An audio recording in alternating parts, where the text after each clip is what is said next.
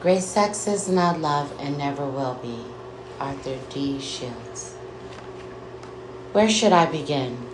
Oftentimes I attempted to write my story. Many times in those attempts, life took me on another journey and I would put the pen down. As I pieced my book together, I have several notebooks in front of me.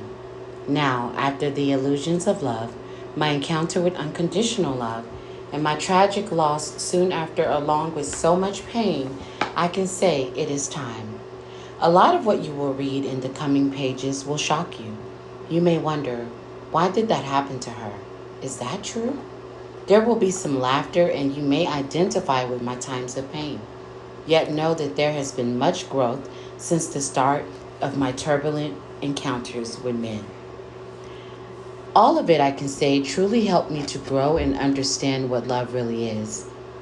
I would say my first innocent crush was in middle school. I became friends with a gorgeous Hispanic guy in my English class.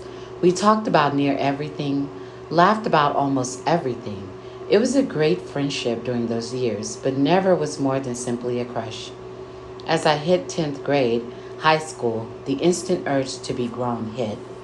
I am still living with my parents, yet wanting so much to see what it seemed I was missing out on with all of the strict rules surrounding me. I was no longer in tune with going to church all week long.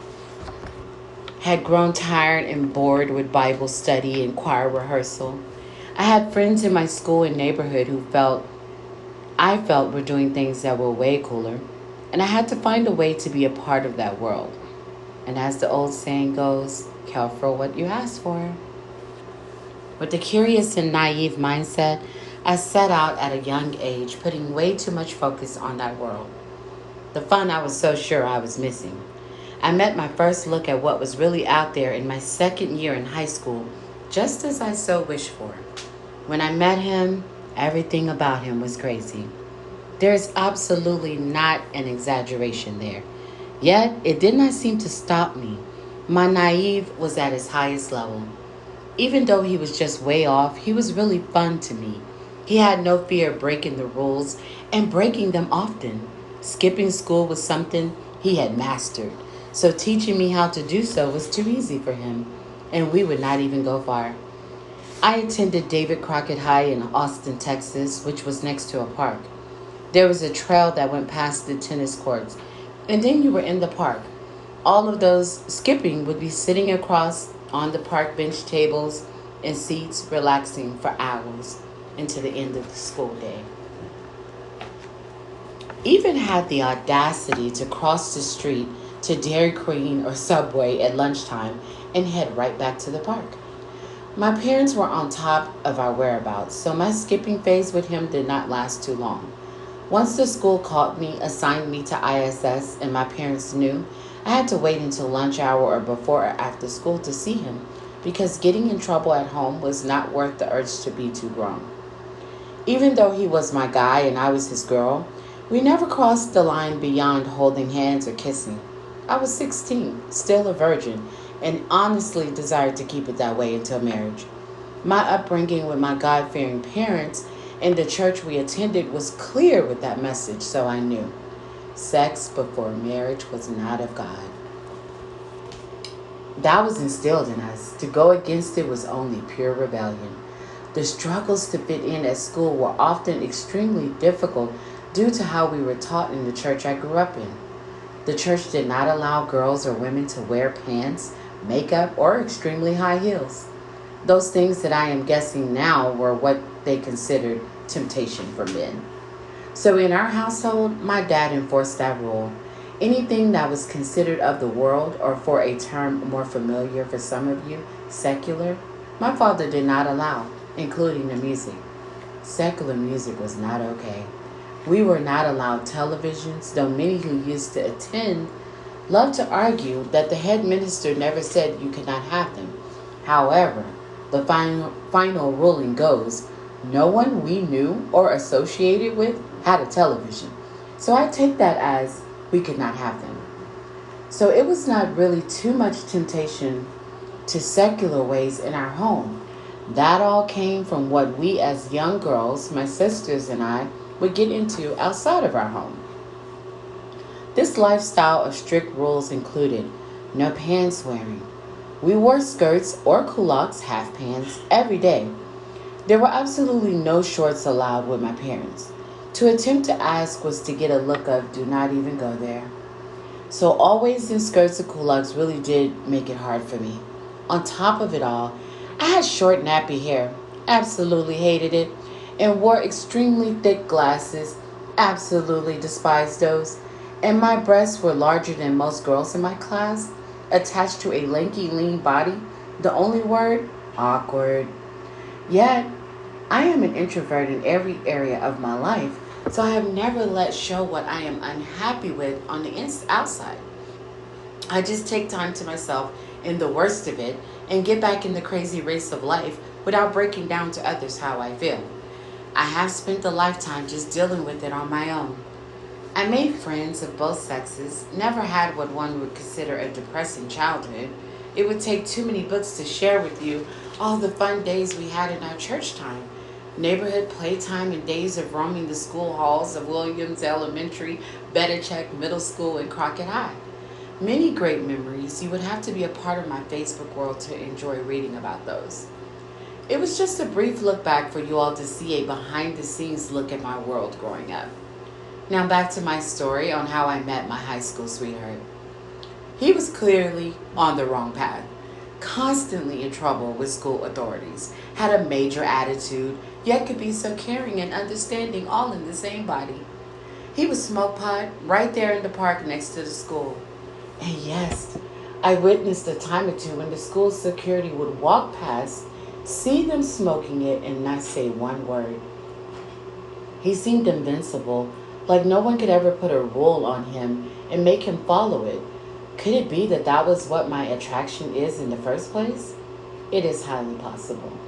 I used to feel I could change his bad ways, be that good that he needed all of his life. As for that ever happening, you and I both know that mission was never accomplished nor can be with any relationship. A person has to want to change in order for the process of change to begin. This pattern of helping and changing men started with him and really kept going throughout my 20s, assuming that there was something so powerful in me that could make them see the light. I got on a path, ladies, that I suggest you never get on. It is guaranteed unnecessary heartbreak. Being so crazy in love with this boy truly came with a price. My obsession of that young time in my life was mostly due to his features. Light skin, great body. To add icing on that cake, his personality was extremely charming. Definitely was the eye candy of our day. So no, I was not the only one who noticed it, yet it was many years later before I understood that true fact. I would grow frustrated with his flirting with other girls often, and if I attempted to make a big deal about it, he would get distant, not want to talk. So we would have our too grown for high school children arguments and take our space from each other. It was one time that we were having time away from each other that took our lives on a totally different path. Days of grown seeking came with trying to do what grown folk were doing. My mind had gotten curious and my best friend had already done it and had survived. I began to think, maybe I will survive it also. So I'm 16. I meet a guy across town, east side, sparked a weekends only friendship with him, and began to worry less about what female my high school sweetheart was across town flirting with and more about the things this new guy was attempting to teach me. So months later, I had lost my virginity to the new guy after what was way too quick of a romance, and he had since moved around to another female. So now my innocence was gone. My goals seemed far away.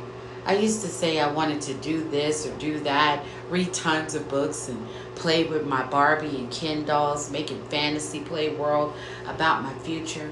And seemingly overnight, those when I grow up fantasies were gone. And I was chatting on the phone with my friends about boys way too much. My third relationship during a hiatus from my high school sweetheart came again after another one of our "why were you talking to that girl" arguments. But this time, the seriousness of what I was really getting into had begun to take a whole new journey. I had lost my virginity. I now knew what it felt like to be touched, and no matter how much a woman tries to resist it, those urges do come. As I was getting one of those urges into my life, walked Mr. Too Old for My Young behind. Literally too old. He was 24 and I was about to turn 17. He tried to get at me every day on my way from my job at the fast food chicken spot, and eventually I would flirt back. He would make sure he was on the same bus I was on, get on with a single rose, say really charming things, and give me great conversation and lots of attention. The relationship grew into meeting his family and friends and hanging out near every day I could sneak out of the house to do so. I stayed away, way away in South Austin, so being seen on the east side of town where he lived at was nearly unlikely. So I took those risks, knowing that my parents would probably not find out. Eventually they did, and my father yelled and threatened, but yet I still rebelled against that, always finding another way to see him. The month of May had come and near gone. That year, our school clique had a last school day of the year at the lake trip planned. I asked my dad could I go and got an instant no. Said he felt there was more going on and that I needed to stay away, that something bad was going to happen. I, of course, thought my dad was taking it to the extreme and ignored him, snuck away anyway. I spent half of the day at the lake with school friends, and then my new older boyfriend met up with me and his two friends. Even though I remember having a lot of fun acting up and breaking rules that day, it brought me the largest amount of responsibility my life had almost ever handled. Almost 3 months after the trip at the lake, I found out. I'm reading from Grace, Sex Is Not Love and Never Will Be.